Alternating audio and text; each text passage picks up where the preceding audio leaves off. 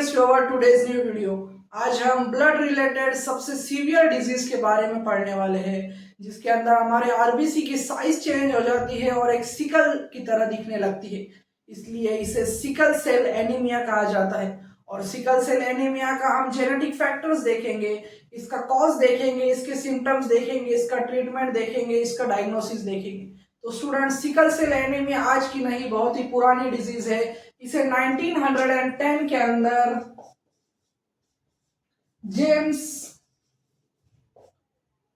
Heinrich ने discover किया था। जेम्स हेनरिक ने जब आरबीसी को देखा माइक्रोस्कोप के अंदर, तो ये सिकल सेप की तरह दिखाई देने लगे। सिकल यानी खुरपी की तरह दिखाई देने लगे, और इसलिए इस डिजीज के, इस आरबीसी के स्ट्रक्चर को देखते हुए इस डिजीज का नाम दे दिया गया सिकल सेल एनीमिया।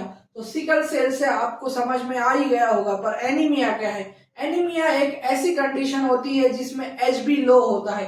एचबी यानी हमारा हीमोग्लोबिन, और हीमोग्लोबिन कैरी करता है ऑक्सीजन। एक एचबी 4 ऑक्सीजन के मॉलिक्यूल कैरी करता है, और हर बॉडी के हर ऑर्गन में एचबी ही हमारा ऑक्सीजन कैरी करता है, वाइटल ऑर्गन से लेकर टिश्यूज तक। तो स्टूडेंट्स, देखते हैं कि हमारे बॉडी के अंदर ये जेनेटिक डिसऑर्डर कैसे होता है, ये सिकल सेल एनीमिया क्या है। तो स्टूडेंट्स, सिकल सेल एनीमिया एक ऑटोसोमल रिसेसिव डिसऑर्डर है। क्या है स्टूडेंट्स? ऑटोसोमल रिसेसिव डिसऑर्डर है।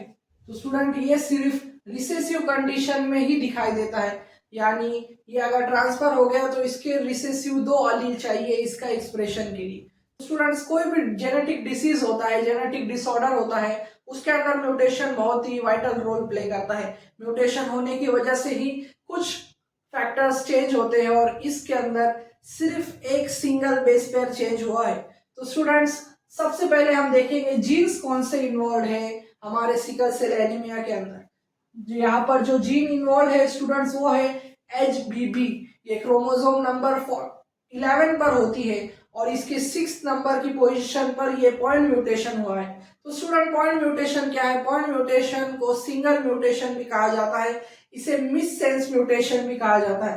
तो स्टूडेंट्स, पॉइंट म्यूटेशन होने की वजह से यहाँ पर एडेनिन कन्वर्ट हो गया है, एडेनिन रिप्लेस हुआ है थाइमिन, यानी एडेनिन की जगह पर थाइमिन रिप्लेस हुआ है, और जो कोडॉन है GAG, वो GTG के अंदर कन्वर्ट हो गया है। तो कोडॉन्स क्या है? हम सबको पता है, कोडॉन एक ट्रिपलेट कोड होता है जो एक अमीनो एसिड के लिए कोड करता है, और अगर इसके अंदर म्यूटेशन हो गया तो उसका आउटपुट अमीनो एसिड भी चेंज हो जाएगा। जैसे कि एक नॉर्मल HB फॉर्मेशन के लिए ग्लूटामिक एसिड इन्वॉल्व है, पर ग्लूटामिक एसिड के अंदर जो कोडॉन सी इन्वॉल्व है स्टूडेंट, गैग कोडॉन, वो कन्वर्ट हो चुके हैं GTG के अंदर। GAG is replaced with GTG, और GTG 6 नंबर के वैलिन की वजह से हुआ है क्रोमोसोम के अंदर। तो ये GTG अब वैलिन के अंदर कन्वर्ट हो गया है, और जो हीमोग्लोबिन की सब यूनिट है, बीटा सब यूनिट, अब वो फॉर्म करेगी HBS। तो HBS क्या फॉर्म करेगा स्टूडेंट? एक sickle cell RBC.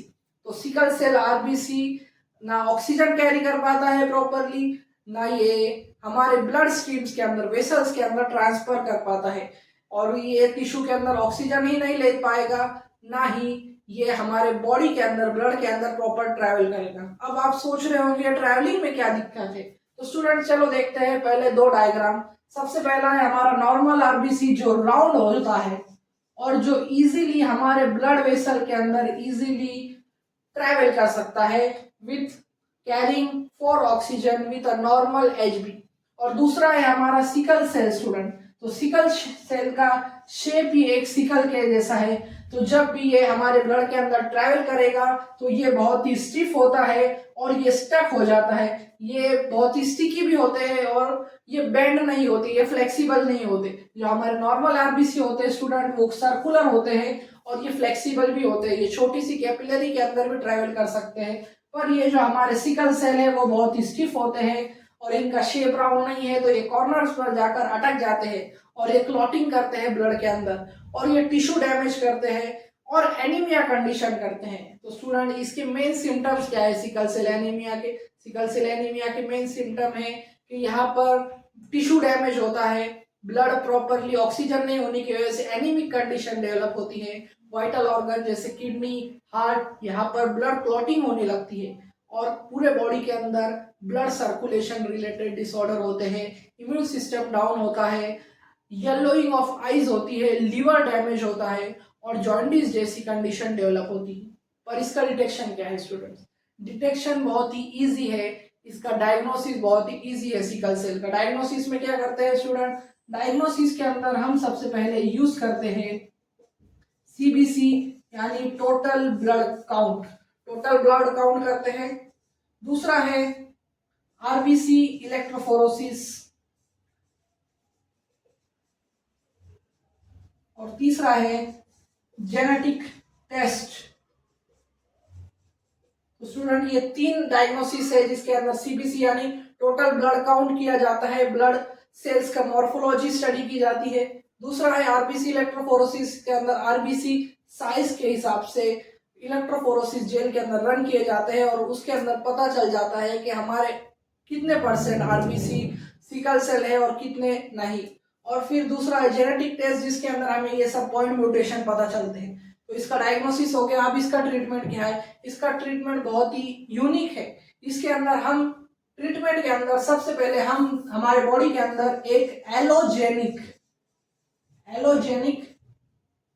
Allogenic stem cell injection अगर हम हमारे बॉडी में कर ले तो सिकल सेल एनीमिया नहीं फॉर्म होंगे, सिकल सेल आरबीसी नहीं फॉर्म होंगे, नॉर्मल आरबीसी फॉर्म होंगे। हम एंटीबायोटिक से भी ट्रीटमेंट देते हैं। Blood transfusion, total blood transfusion भी ये इसका एक ट्रीटमेंट है। तो ट्रीटमेंट के अंदर हम क्या करते हैं? एलोजेनिक स्टेम सेल ट्रांसफर करते हैं क्योंकि यही स्टेम सेल्स आगे जाकर एक नॉर्मल आरबीसी बनाएंगे।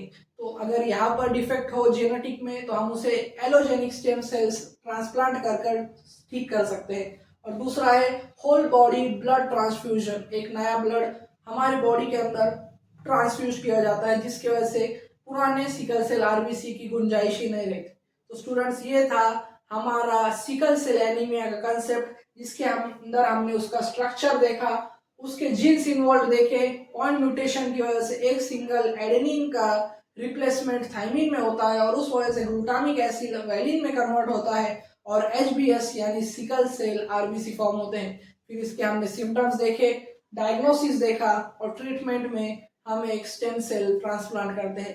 तो स्टूडेंट्स मुझे उम्मीद है कि आपका कंसेप्ट सिकल सेल एनीमिया के बारे में क्लियर हो चुका होगा और ऐसी वीडियोस के लिए मेरे चैनल को लाइक करें, शेयर करें और सब्सक्राइब करना ना भूलें। Thank you for watching.